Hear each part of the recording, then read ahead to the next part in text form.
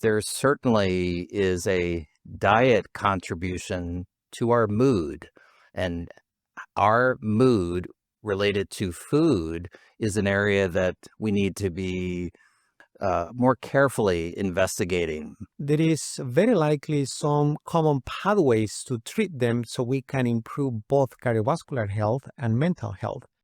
Do we really know the best way to eat, the healthiest way to eat, and how would we know that?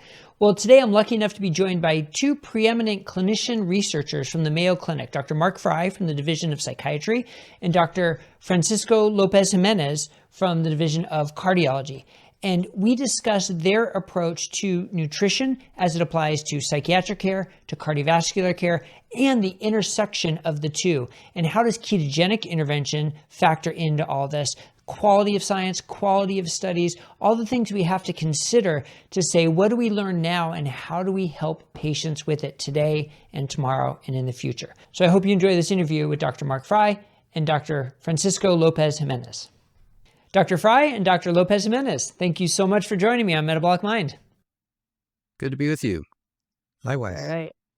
So Dr. Mark Frye, you've been here before, but let me give you a moment just to sort of introduce yourself so everybody knows who I'm talking to. Thanks, Brad. Mark Frye. I'm a psychiatrist here at Mayo Clinic, and I've had a long-standing interest in trying to better understand the neurobiology of many of these serious mental illnesses, but in particular, bipolar disorder.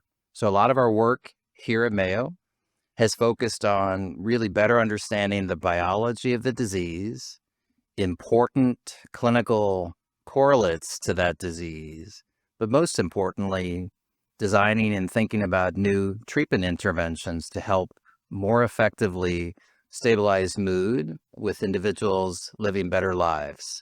And would finally say that at Mayo, in particular in clinical spaces like this, it's really critical to have important collaborators such as those in cardiovascular medicine. Yeah, and it makes my heart very warm to see the psychiatrist, the cardiologist together, not just for an interview, but actually working together. So with that as the lead up, Dr. Francisco, tell us about you. Yes, well, it's great for me to be here. I am a clinical cardiologist at Mayo Clinic.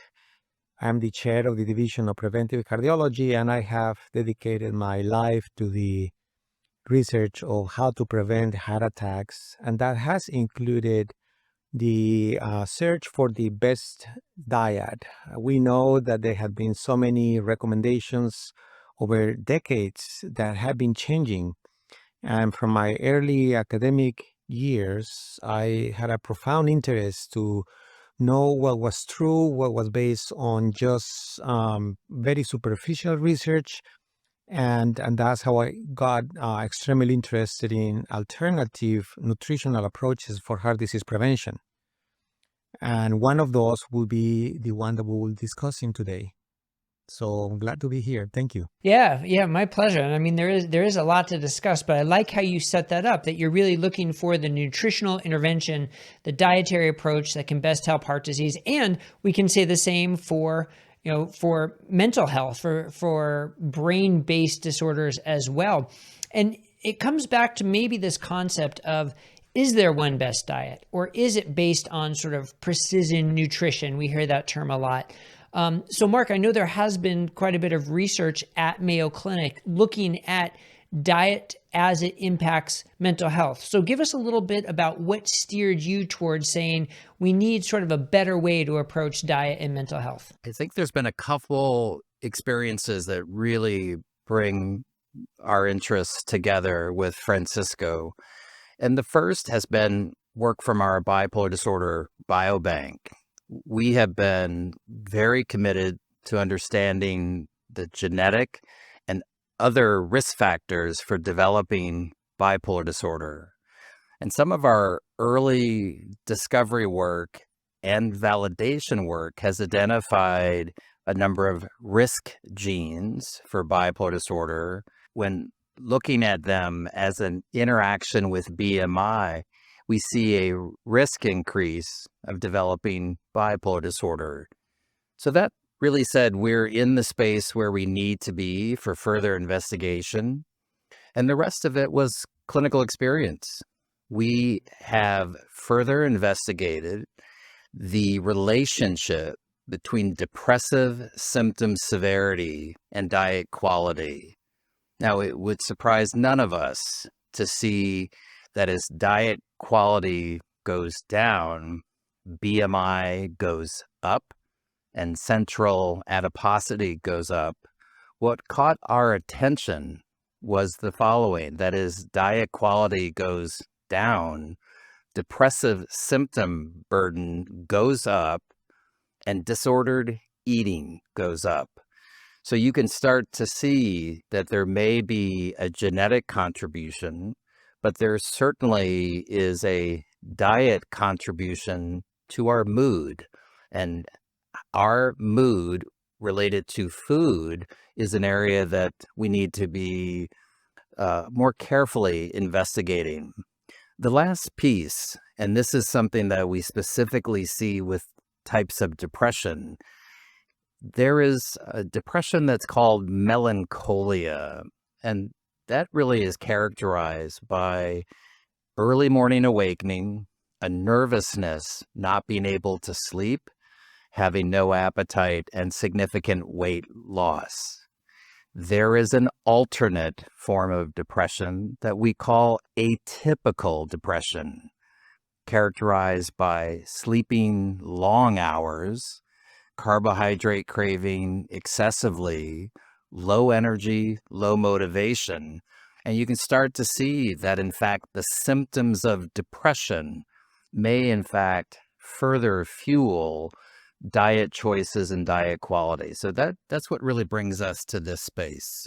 Yeah, and I mean, that's such an important concept, especially when you talk about different types of depression and how that's going to affect your interaction with food and with your diet. And that might then go against this thought that there's one healthy way to eat, which I think is, personally, I think is a fault that we as medicine and nutrition have sort of fallen into, that we know what's healthy. There's one healthy way to eat that we should all be eating. But it seems like you're not taking that approach with nutrition for mental illness. Am I correct in saying that? Absolutely correct. If we think about individual experiences, those matter, and trying to best individualize care is really one of the main drivers of this work here now. Yeah. And I guess, Francisco, the same would apply to cardiovascular health with a nutritional approach. So tell us about your thoughts there. Oh, absolutely.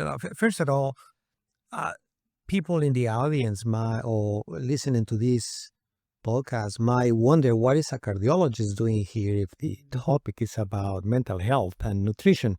Well, I think it's important to underscore the very strong relationship between the brain and the heart. And psychiatric conditions are strongly linked to heart disease. Actually, most of them are risk factors for heart disease. And patients with psychiatric conditions are more likely to die from heart conditions than from anything else. And as we will see later in this conversation, there is very likely some common pathways to treat them so we can improve both cardiovascular health and mental health.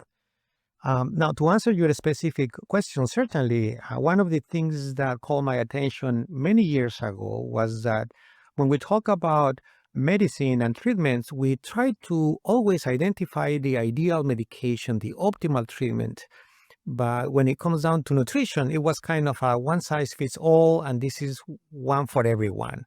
And that doesn't make sense, right? So everything in medicine is tries to be very individualized, but in nutrition, it was more like the general approach for everyone. Yeah, that's well said. And now let's tie that discussion into the specific topic of a ketogenic intervention, something obviously we talk about here a lot at Metabolic Mind, and how a ketogenic intervention and metabolic interventions have been shown to potentially improve symptoms of bipolar disorder, schizophrenia, other mental illnesses. So Mark, let's go back to you and tell us about sort of the importance of looking at something like a ketogenic intervention when it goes against the common perception of what's a healthy diet, but looking at it specifically for how it interacts with someone's brain-based disorder. Our interest in looking at precision nutrition, and ketogenic therapy is one example, really got started with these observations that some anti-seizure drugs that are used to target seizures in individuals living with epilepsy, that some of these medications actually are very effective in stabilizing mood, and we use them for bipolar disorder. And what's called an anticonvulsant in epilepsy clinics is called a mood stabilizer in bipolar clinics, but they are one and the same. Now, we've known for 100 years that ketogenic diets can be very effective in young people who have struggled to have any meaningful response to an anticonvulsant medication. And some of that work was actually done here at Mayo Clinic in 1924. We found this very interesting, recognizing that some anti-seizure drugs can help stabilize mood. And given what we just were talking about in our conversation of diet quality and poor diet quality contributing to depressive symptom burden, we wanted to better understand the potential utility of ketogenic diet or studying ketogenic diets in bipolar disorder. And this really comes down to a very simple mechanism. When the brain food source changes from carbohydrates or sugar to fat, the energetics of brain function change. And that really was lining up with our earlier work about the genetic studies, other studies in mitochondrial function and bipolar disorder. So this is really where our interest got started. And as I look at the current landscape with a number of these studies going forward, this really is the basis of interest and how the investigative trials are going forward. Yeah, I think it's so interesting to draw on those mechanisms from neurology and say, wait, it still applies to psychiatry as well. But the way I phrased that question is I said, the ketogenic diet is contrary to what many believe is a healthy diet. So let me turn it to you, Francisco. You're a preventive cardiologist. Isn't it heresy to prescribe and investigate a high-fat diet? Yeah, well, as you know, this concept has been around it will be probably already 3 to 4 decades. And yes, has been very controversial. But I think we need to consider several important points. Number one is that within the concept of ketogenic diet, there is a whole spectrum of very different ways to do it, with the full purpose of decreasing the intake of carbohydrates many times to a very minimum. Well, the question is, how do you feed that human? And well, there are many ways to do it, right? When we talk about ketogenic diets, we really talk about a spectrum of different ways to do it. Some of those might go very strong on the high consumption of animal products. Others will be actually completely vegetarian, and a lot of other options in between. Most cardiologists will accept the fact, I think right now, that there are many ways to practice ketogenic diets in a relatively healthy cardiovascular approach. And we also consider in cardiology, not necessarily outside cardiology, that when our main goal is to achieve metabolic and weight control, doesn't matter what you do, because whatever you do is going to be relatively short term, and eventually you adjust things to what will be the most sustainable diet for that particular patient. So I am not necessarily concerned about ketogenic diets, particularly in younger individuals.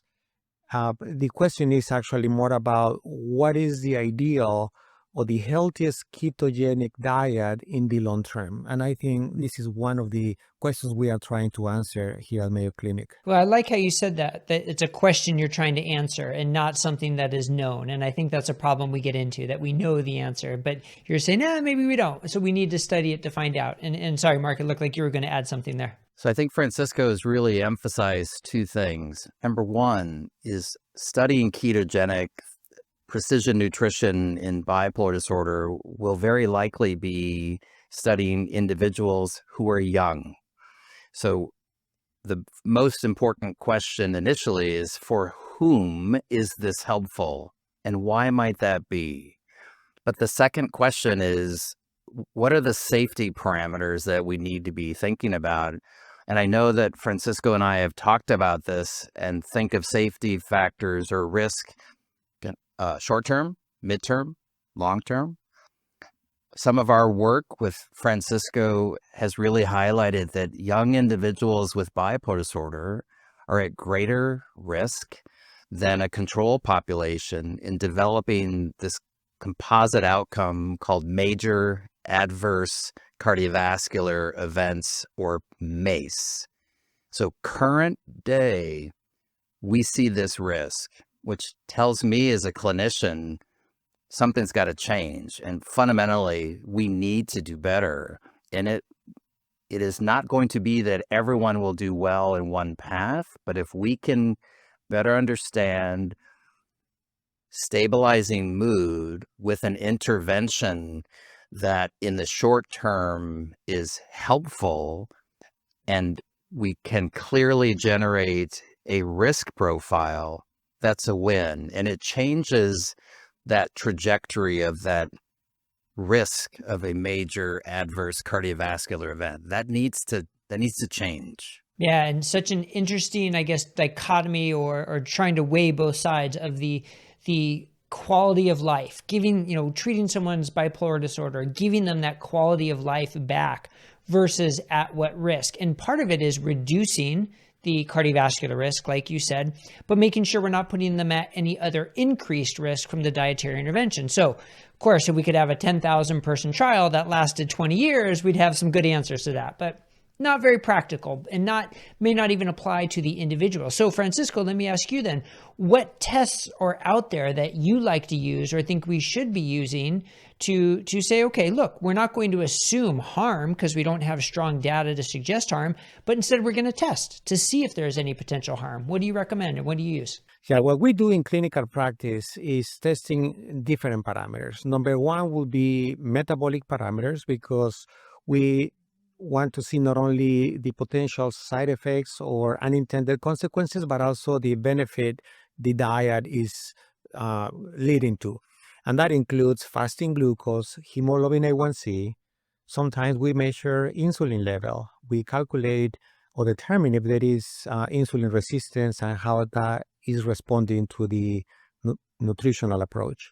We also check cholesterol and sometimes cholesterol subparticles, and also ApoB and other lipid parameters.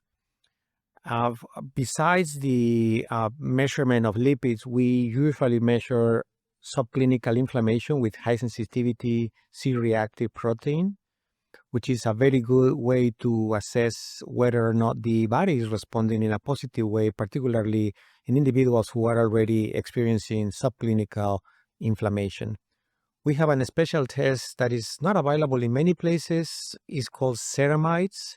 It's a type of a lipid profile that is different than the standard lipids we generally measure, and is also strongly correlated with cardiovascular events and might respond to dietary approaches. Besides blood tests, we generally test for other factors like whether there is myocardial ischemia or the heart muscle is lacking enough blood supply. We can also check for endothelial function, which is the function of the inner layer of the arteries, which is actually very important because this has not been tested as it should be, in my opinion. Because the endothelial function is something that changes from day to day, whereas many other things in the cardiovascular system might take many years to change. And the function of the endothelium, which is what we test with this endothelial function, is so critical for many things because, for example, when the endothelium is not working well, the person might be at a much higher risk for clots. And we know that clots in the arteries is one of the causes of heart attacks and strokes. And besides those tests, we don't do many other things unless we are doing this in experimental settings. Well, I like that you brought up the endothelial function testing because, lab tests can be a little nebulous, right? If multiple lab tests improve and one worsens, well, what's the risk-benefit ratio there? How do you analyze that? But looking at the vessel itself, and that's what the endothelial function tests do, looking at the vessel itself for short-term changes, I think is something that really could help you make sort of minute-to-minute decisions. I can think of a case report of an individual with type 1 diabetes who normalized his blood sugar with a ketogenic diet and showed that his endothelial function was not only, not bad, but was better than the general population endothelial function. And it's hard to show that in other ways. So, is this something that you can use in a regular basis in your clinic and not just for research purposes, like you're saying? Yeah, we do. We actually we use some technology that was developed partially at Mayo Clinic that measures endothelial function in a very reproducible way. One of the problems measuring endothelial function historically has been using some very nice studies in the research setting, but difficult to replicate in clinical practice. I specifically refer to the brachial artery dilatation with a blood pressure cuff that you compress the artery and then you release the artery and you will see how the blood flow goes. It's a test that hasn't been reproduced very well in clinical practice, so we stay away from that. The one that was partially developed at Mayo Clinic is very reproducible, is very minimally dependent on human factors because all you do is the patient puts a finger in a probe that is disposable, then click a button and the machine measures everything. So it could not be more automatic than that. Very reproducible and very strongly correlated with the function of the arteries inside the heart. So we have shown that when it is abnormal in the finger, it is abnormal inside the heart. So it correlates very well with the overall function of the endothelium in the body. Yeah, so it'd be very interesting to see an animal-based keto diet, a plant-based keto diet, a non-keto diet, how they all impact that specific test. Yeah, very interesting. Before we continue, I want to take a brief moment to let our practitioners know about a couple of fantastic free CME courses developed in partnership with Bazooki Group by Dr. Georgia Eid and Dr. Chris Palmer. Both of these free CME sessions provide excellent insight on incorporating metabolic therapies for mental illness into your practice. They are approved for AMA Category 1 credits, CNE nursing credit hours, and continuing education credits for psychologists, and they're completely free of charge on mycme.com. There's a link in the description. I highly recommend you check them both out. Now back to the video. So two tests that we talk a lot about and we hear a lot about are CIMT, carotid intima media thickness testing, and calcium scores, or CAC scores as they're referred to. So how do those play into the tests that you use to monitor for cardiovascular disease? Well, we use them both. For the carotid, the IMT, we rely more on the detection of plaque more than the intima media thickening. And the reason is because the IMT, as we call it for short, is so thin, it's as thin as a hair, that to really measure something that is slightly thicker than a hair or slightly thinner than a hair is not that simple. And that's probably why studies assessing the carotid IMT and cardiovascular outcomes have been very inconsistent, whereas detection of plaque has been more consistently related to cardiovascular events. So that's regarding the carotid ultrasound. Now, in regards to coronary calcification that is done through a chest CT and a special type of chest computer tomography, it is very useful for risk stratification, but we recognize that there are a number of caveats. For example, people who have a high cholesterol and the cholesterol is treated they actually might develop coronary calcifications or might have worsening in the coronary calcifications, because calcification is not necessarily bad. It's just a sign of the body trying to heal the arteries. So it's very useful, but we have to be very careful how we use it. I think there is a lot of future on other types of cardiovascular tests, including the coronary CTA that actually looks at the plaque composition, the size, the calcification, soft plaque, etc. As you know, there are a few companies right now that are studying and even commercializing this. I really believe that the future in detection of cardiovascular risk relies on advanced testing of the arteries in ways that we haven't done before. And one of those will be the coronary CTA. For that matter, coronary disease is the number one killer in the US, in the whole continent, and in the world. Still, the ways we test for this and screen for this rely on very imperfect and very suboptimal testing. Whereas, for example, colon cancer, we have about 60,000 people dying of colon cancer in the US. We get everyone over the age of 50 and now actually over the age of 45 being screened with a pretty invasive test, which is the colonoscopy.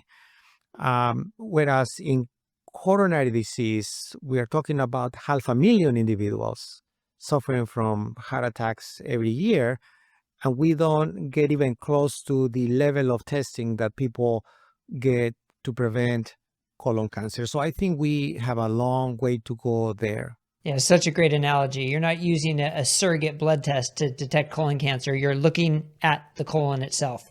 So same thing with the coronary CT angiogram. And I cannot wait until CT angiograms become much more widespread and, lower risk, lower cost, lower everything, so that everybody can get them to actually see what is your coronary plaque. So important. And so, Mark, you had mentioned if we're talking about dietary approaches for bipolar disorder, we're talking about sort of a younger population, teens to sort of mid-20s maybe, and like the main age groups where, diet isn't always such a big focus in that population. So what do you see as the challenges and opportunities of using a dietary intervention specifically in this population for treating bipolar disorder? So I don't think it's unique to this age group, but you are indirectly emphasizing how important the sustainability of an intervention is, whether it's diet or exercise programs. These are difficult to maintain long term. That really is what we're hearing from our epilepsy colleagues, where ketogenic diet has been helpful in preventing seizures. Maintaining the diet long term is hard. So we're thinking that whenever a decision is made clinically for this type of dietary intervention is to try to provide as much support and education as possible, whether it's learning how to cook keto or having access to good keto recipes. These things we think will make a difference in the long run. What I think is also very possible for that younger person, if their mood is better, if they are feeling less depressed, if they have a greater sense of cognitive clearing, I can't think of better motivators than to continue with an intervention that is so helpful because they're feeling better. Yeah, and that's certainly, please go ahead. I have to say that that is very different than what we do in cardiology, as you know, right? Because in cardiology, when we recommend different nutritional approaches, the benefit patients will get will come in many years in the future, right? So it's like asking people to save money now that they cannot spend until perhaps 10 or 20 years later. Whereas interventions that might impact the well-being, the quality of life, how the patient feels, I believe they have a much higher chance of being implemented, maintained, and actually reaching a point where the patient is going to be finding ways to maintain that diet. I think that's it's a very promising outlook when we think about therapeutic intervention based on diet for patients with mental health issues. So this is great because this really underscores that the outcome measures are in fact different in the short term from a mood stabilization standpoint in bipolar disorder, which looks a lot like an anticonvulsant effect in epilepsy. But the long-term implications, both the positives and the negatives, have to be better understood from a cardiovascular perspective. The short-term benefits from a bipolar mood stabilization standpoint or from a epilepsy anticonvulsant standpoint are very clear.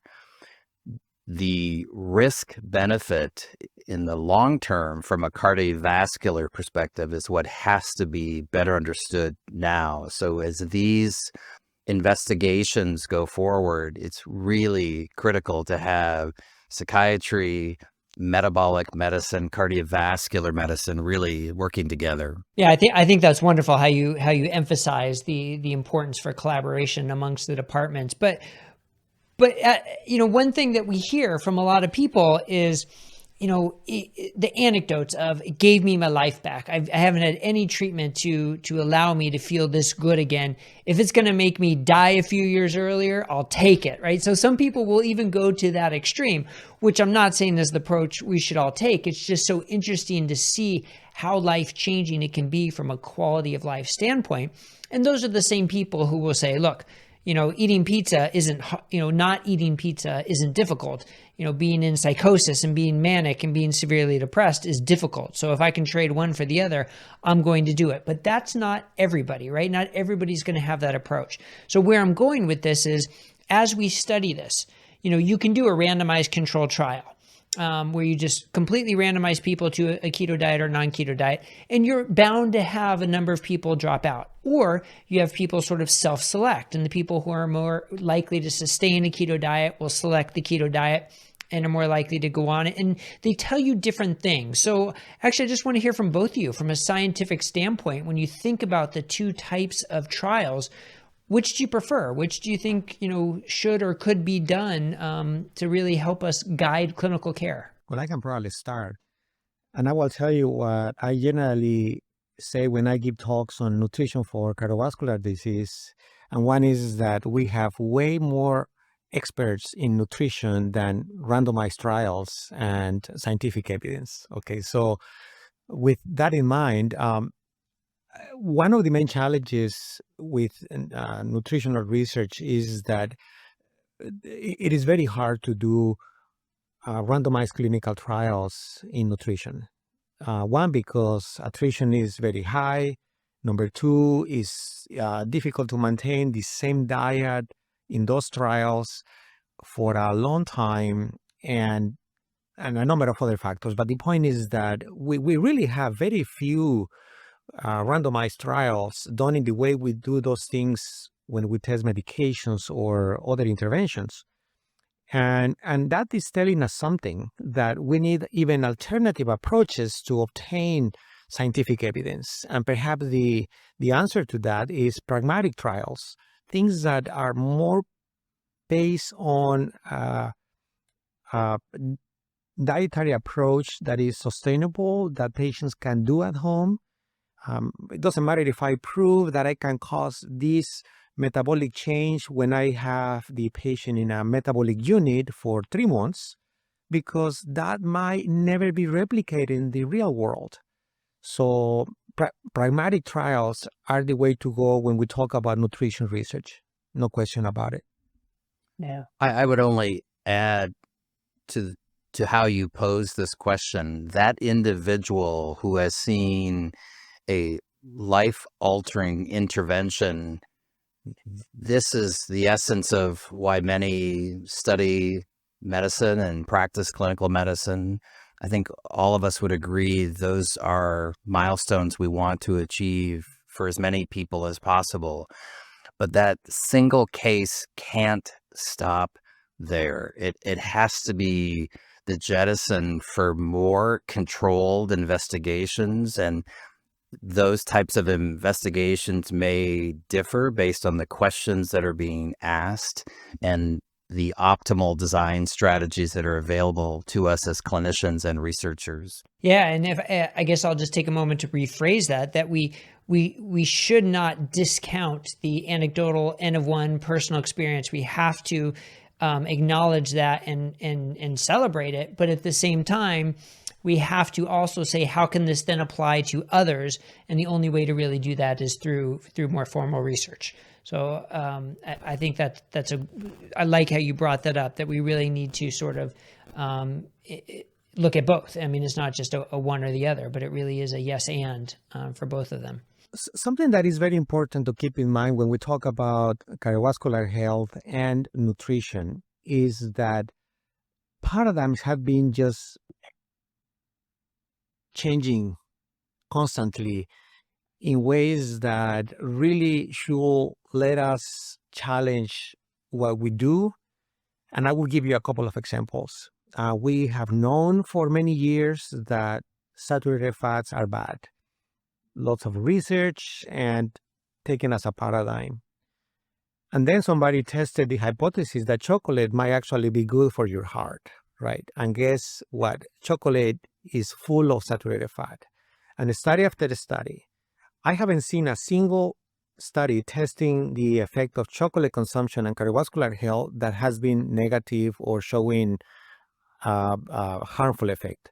All positive, right? So I think that's a good example in how something that was meant to be harmful at the end was actually protective, right? The second example is dairy consumption. And we know that the recommendations have been very strict on dietary consumption for decades. Now, something that very few people in cardiology might be aware of is that, for example, consumption of milk and cheese and yogurt are strongly correlated with lower rates of diabetes, obesity, and hypertension, right? How can we reconcile this with what we have been hearing year after year? And I think those are examples that how we should focus more on dietary patterns more than macronutrients. And I think most of the research historically has been on macronutrients and not on dietary patterns. Well, and unfortunately, that makes nutrition science complicated. And we don't like complicated, right? We want things to be very simple, clear rules, know exactly what to do. But with nutrition, it's not. It never has been and never will be. So, I mean, that does make it quite complicated. And when you look at, nutrition epidemiology studies where that would implicate saturated fat. Well, there's the healthy user bias, and there's their diet is less healthy in general, and they eat more calories. So how does any of that correlate or compare to the person who is eating low carb, whole foods and has some saturated fat? Can we say those are the same? I would say not, but again, that's complicated. And so that's where I would wonder if you get some pushback about even studying this, within Mayo Clinic, or how would you approach that concept of saying we don't know everything? It is complicated. Well, we know that at Mayo Clinic, we value science very highly. And people who work at Mayo Clinic, I will say that will always go for what has been tested scientifically and will be open to whatever hasn't been tested thoroughly enough.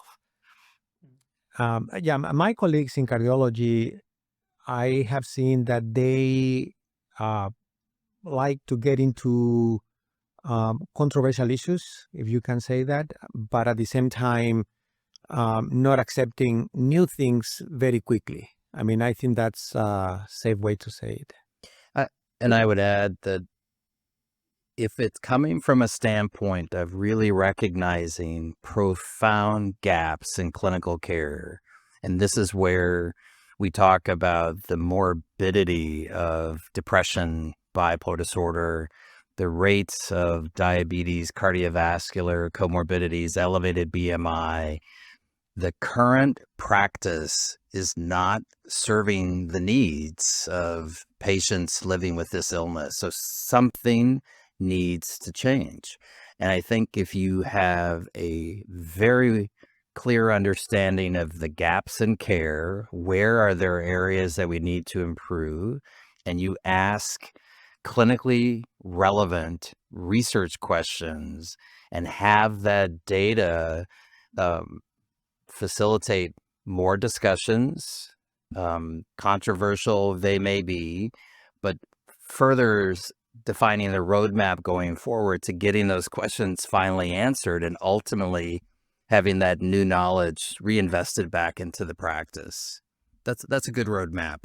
I just want to play that clip back on loop over and over again, because I think that is so important. When what we're doing clearly isn't working, when we see the rates of diabetes and metabolic dysfunction and mental illness just going in the wrong direction, time to step back and reevaluate and go back to sort of first principles, right? And I think that's so important. I'm really glad you brought that up. And then like you said, Francisco, then that means it's time to investigate different dietary approaches as well. And redefined by what we say is healthy. I mean, I think we do ourselves more harm than good than saying X diet is healthy. Well, for who? In what way? With what end? With what markers are we defining health? So that's what we all have to sort of redefine. So interesting that you said, though, that Mayo Clinic is all in and going for controversial topics, but slow to adopt new topics. So that speaks to wanting sort of a groundswell of evidence first. So a hard question to answer, though, is how much evidence is enough, right? You know it when you see it, but how do you define it? And I think that's something that medicine is going to struggle with for anything that's contrary to our biases, right? A good scientist goes where the data is, but we all have biases. We all have preconceived notions. That's hard to shed. So how do you discuss it with your colleagues who maybe have a bit of a barrier because of preconceived notions? No, excellent question. Well, it's a challenge. As we know, it takes about 17 years for evidence that is clear, unquestionable, and with many trials showing something to be totally implemented in clinical practice, right? So unfortunately, I think humans in general are slow to accept new paradigms. Now, the question about how much evidence is enough evidence, I think it all depends in which area we're talking about. In nutrition, because for what I said before, that there are very few trials and many of the trials had been questionable in their design, I will say any evidence will be enough to start making people pause and say, well, this is different, right?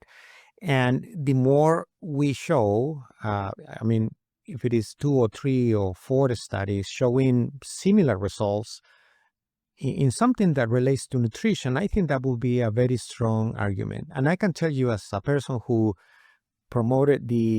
studied first and then promoted the concept of low carbohydrate diets in cardiovascular medicine, I have seen a significant shift in the way people perceive nutrition. I mean, we went from totally close to anything different that what has been promoted for decades to now saying, well, let's recommend this or that, and let's individualize that according to the patient, their culture, the region, their country, etc. So that is changing. So I'm very optimistic, perhaps, but I can say that in nutrition, even a little bit of evidence is a lot. And if we can replicate that in 2 or 3 or 4 studies, even better. I'd say a little bit of good evidence, of a high quality evidence, is a lot, because that's certainly missing in nutrition science. But Mark, I want to reemphasize a point Francisco just made. 17 years for data to be implemented into standard practice. So think of all the people who could have benefited from that intervention in the 17 years. So, I mean, shame on us for medicine to allow that to happen. So what do we do to erase that and to speed that up? That's a totally unfair question, by the way, like an unanswerable question, but I'll lay it on you anyway. So we need to do better. That's the most important part of the question that you're really posing. And how that's done, I think, is really careful, well-designed studies, and they may have different outcomes or different questions that they're asking. But I'm optimistic from the standpoint of technology and the power of educational dissemination that we have now that we didn't have 20 years ago. So very hopeful that new data that can change paradigms get to the people who need to know that information in a shorter period of time. There's lots of strategies for that now. That's the whole concept of learning health networks, is that we shorten that time frame of discovery to practice.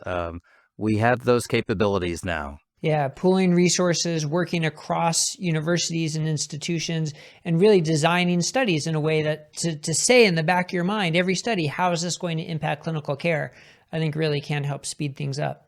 One problem, and I think we as scientists share the blame on this delay implementation, and that's because a lot of the science was performed under very controlled settings and not necessarily in the real world. So we have a huge gap in implementation science pretty much in any medical discipline. And therefore, trials that are tested in a way that will be easier to replicate by the general practitioner, by the general psychiatrist, by the general cardiologist in the community are the trials that we need, because those super ultra controlled trials where patients get every measurement and 3 nurses, a research coordinator, etc., that is not real world, right? So this is why for the last 15 years we have heard about the concept of implementation science, translational research, right? Because there is a huge gap.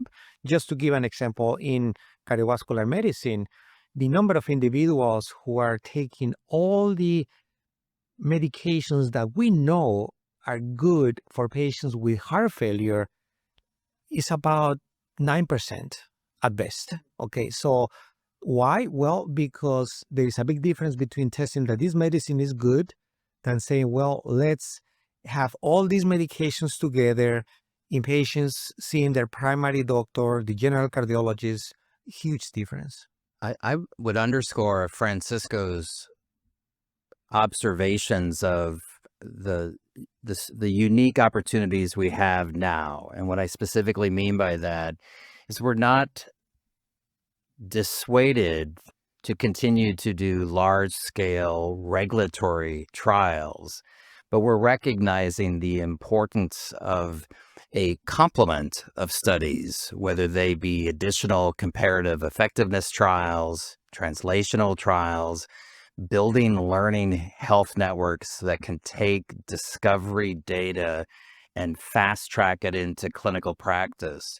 That makes me cautiously optimistic that 7-year gap that had been almost exclusively in a world of regulatory phase 3 clinical trials, that we can start to shorten that, but by a much more diversified study portfolio. Well, Mark and Francisco, I want to thank you both so much for joining me today. This has been a great discussion about so many different topics, about nutrition, about ketogenic interventions, about safety and efficacy, about implementation, about studies. Like, we covered a lot. And I think it shows both of you as physician scientists, clinician scientists, that you really bridge that gap between treating the patient in front of you and researching for the treatments of tomorrow. So thank you so much for joining me. And I know there's so much research and so much going on at Mayo Clinic. So we can't wait to hear about more that you're doing and see more of the impact you're having on clinical care. So thank you so much for the work you're doing, and thank you for joining me today. Thank you. Thanks.